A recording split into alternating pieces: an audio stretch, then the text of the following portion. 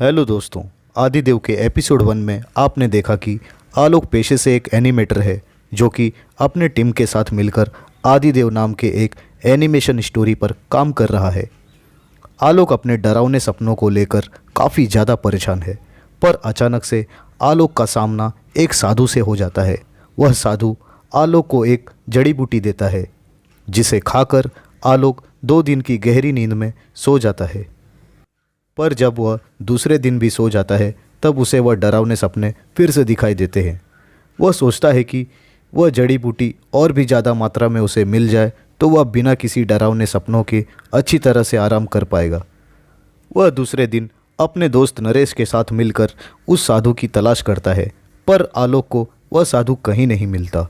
वह उस दिन रात में भी सोया हुआ होता है कि डोरबेल की आवाज़ के साथ वह उठ जाता है और डोर ओपन करता है। वह देखता है कि उसके सामने एक पोस्टमैन खड़ा है। अब आगे। मैं पोस्टमैन हूँ, पोस्टमैन। तुम्हारे मौत की चिट्ठी लाया हूँ। पोस्टमैन के भयानक चेहरे को देखकर आलोक बहुत ज़्यादा ही घबरा जाता है और वह तुरंत ही डोर लॉक करके घर के अंदर आ जाता है। पर अंदर आते ही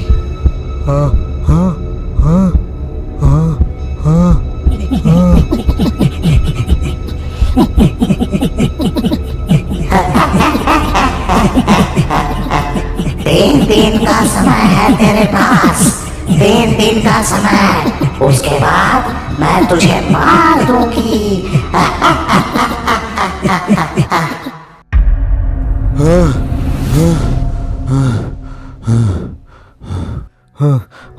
कैसा सपना था। और वह पोस्टमैन और वह चुड़ैल। उसने कहा था 3 दिन बाद वह मुझे मार देगी। ये क्या हो रहा है मेरे साथ। क्या यह सच में 3 दिन बाद वह मुझे मारेगी। मुझे किसी भी हाल में उस साधु को ढूंढना ही होगा।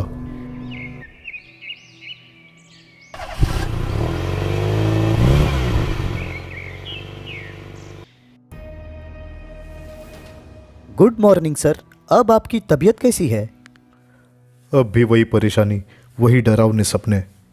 सर, आपको मंदिर जाकर पूजा पाठ करवानी चाहिए जिससे आपका मन शांत रहेगा। तुम्हें पता है ना, मैं एक नास्तिक हूँ। मैं किसी भी भगवान को नहीं मानता और न ही पूजा पाठ करता हूँ। मुझे इन सब चीज़ों पर विश्वास नहीं है। आपकी मर्जी सर, पर यहाँ से 150 किलोमीटर दूर छोटा सा गांव है, कृष्ण कुंज नाम का। वहाँ गांव के शुरुआत में ही गांव की सीमा रेखा पर एक हनुमान जी का मंदिर है। आपको वहाँ जाना चाहिए। नहीं नरेश, मैं उस साधु को लेकर परेशान हूँ कि आखिर वह साधु कहाँ चला गया। अगर वह साधु मिल जाए तो मेरी परेशानी खत्म हो जाएगी। ठीक है सर जी, आप जैसा चाहें। देखो, हमारी आने वाली एनिमेटेड मूवी आदिदेव के लिए मैंने एक हॉरर घोस्ट का कैरेक्टर बनाया है। तुम अपने डेस्क पर चले जाओ, मैं तुम्हें सेंड करता हूँ। Okay sir.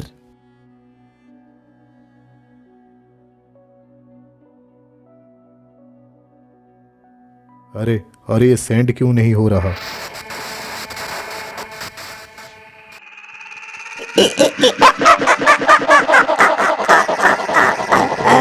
तो मुझे सेंड करेगा। 2 दिन बाद तू ही इस दुनिया से सेंड हो जाएगा।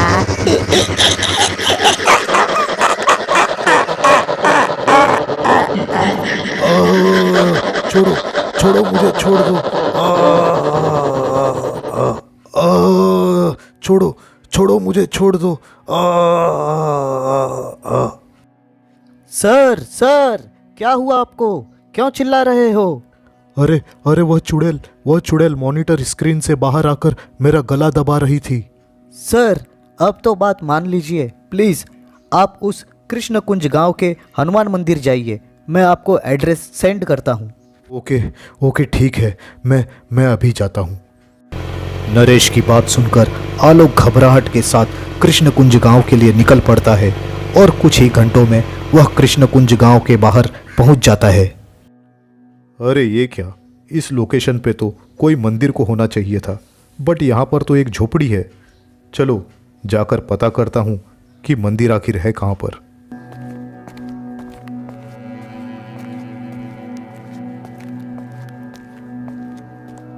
जय श्री राम, जय श्री राम, जय श्री राम, जय श्री राम, जय श्री राम, जय श्री राम, जय श्री राम, जय श्री सुनिए। राम। हेलो, कोई है घर पर? आ जाओ अंदर। मैं यहाँ पर एक मंदिर की तलाश कर रहा हूँ। कौन सा मंदिर? अरे अरे साधु बाबा आप यहाँ पर? मैंने आपको कहाँ कहाँ नहीं ढूंढा। आराम से बैठो, इतना परेशान क्यों हो? साधु बाबा, आप तुरंत मुझे वह जड़ी बूटी दीजिए, तुरंत दीजिए। एक नहीं बल्कि पूरा झोला भरकर जड़ी बूटी दीजिए। आपको जितने पैसे चाहिए मैं दूंगा, और इस झोपड़ी में रहने की ज़रूरत भी नहीं, बल्कि आपको मैं शहर में एक फ्लैट भी दूंगा। बेटा, मुझे पैसों का कोई लोभ नहीं। रही बात फ्लैट की, तो इस झोपड़ी में ही मैं बहुत खुश हूँ, क्योंकि यहाँ प्रभु श्री राम के नाम का ध्यान स्मरण करने में ही कोटि कोटि सुखों का अनुभव मिलता है मुझे। तो कहिए ना साधु बाबा, आपको जो चीज़ पसंद है मैं वो आपको दूंगा, बस वह जड़ी बूटी मुझे दे दीजिए। बेटा, मेरे पास वह मात्र एक ही जड़ी बूटी था जिसे मैंने तुम्हें दे दिया। अब वह और उपलब्ध नहीं है। तो साधु बाबा, वह कहाँ मिलेगा? वहाँ चलिए। वह जड़ी बूटी तुम्हें दंडकारण्य जंगल में मिलेगा, जहाँ प्रभु श्री राम, माता सीता और लक्ष्मण ने वनवास किया था। वह जंगल कहाँ पर है?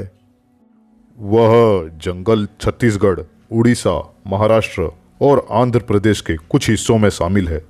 वह वन 35,600 वर्ग मील में फैला हुआ है। इसका मतलब यहाँ से ज़्यादा दूर नहीं है। चलिए साधु बाबा।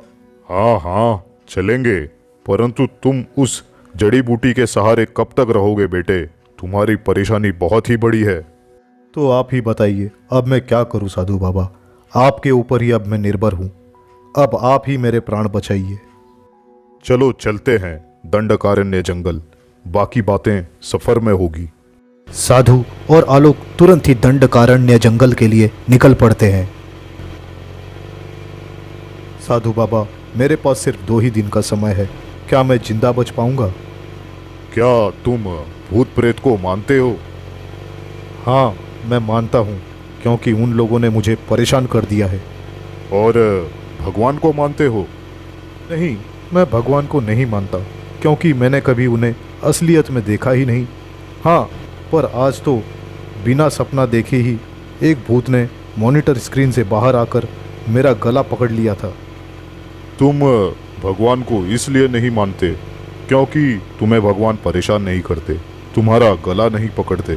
पर कोई बात नहीं, तुम भगवान राम जी के चरण में ही जा रहे हो।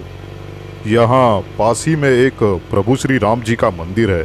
गाड़ी थोड़ी देर के लिए वहाँ खड़ी कर देना, हम प्रभु राम जी को प्रणाम करके आगे चलेंगे।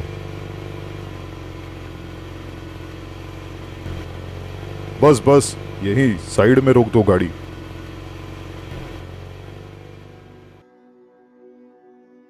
चलो आओ बेटा, राम जी को प्रणाम करें। साधु बाबा, आप आगे चलिए, मैं यहीं से प्रणाम कर लूंगा।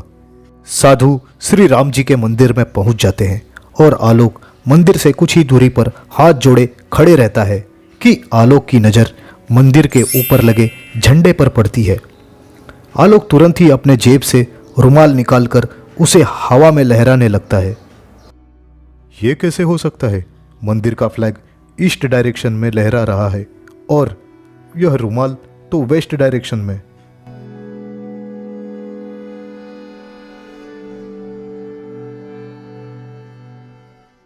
क्या हुआ? किस बात की चिंता कर रहे हो? साधु जी, हवा ईस्ट से वेस्ट डायरेक्शन में चल रही है, लेकिन वह मंदिर का फ्लैग अपोजिट डायरेक्शन में लहरा रहा है। ये मेरे कुछ समझ में नहीं आ रहा। बेटे, हमारे हिंदू धर्म में बहुत सारे ऐसे मंदिर हैं जो कि चमत्कार का विषय है। उदाहरण, इनमें से एक जगन्नाथपुरी धाम का मंदिर, जो कि काफ़ी चमत्कारी मंदिर है। यह सब भगवान का चमत्कार है। भगवान पर विश्वास नहीं करने वाले भी इन दैव्य शक्तियों को देखकर स्वयं उनके आगे नतमस्तक हो जाते हैं। पता नहीं क्यों साधु जी, पर धीरे धीरे मेरे मन में भी भगवान के प्रति श्रद्धा विश्वास जैसी भावना बन रही है। अच्छी बात है, चलो अब चलें। साधु बाबा, आप तो काफ़ी मंदिरों में गए हैं, जंगलों के बारे में भी आपको काफ़ी जानकारी है। इतने दूर दूर आना जाना कैसे मैनेज हो जाता है? मैं तो क्षण में ही पहुंच जाता हूँ। हा हा हा हा। साधु जी, अब आप भी ना मजाक करने लगे हो।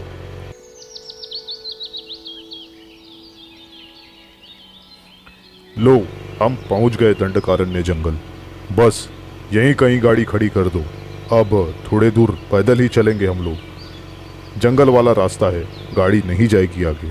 ठीक है साधु बाबा।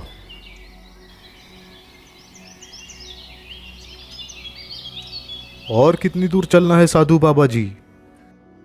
सामने वह कुटिया देख रहे हो, बस वहीं पर। साधु बाबा, इस जंगल में यह छोटी सी कुटिया किसकी है? यह मेरी ही कुटिया है। इस घने जंगल में यह कुटिया में रात के समय अगर भूत प्रेत आ गए तो कहाँ भागेंगे साधु जी? मैं जहां रहता हूं वहां भूत प्रेत नहीं आते। हाँ, बोलो Naresh. Sir, Adidev animated film almost 1 week में रेडी हो जाएगी। हाँ, तो रेडी होते ही रिलीज कर देना।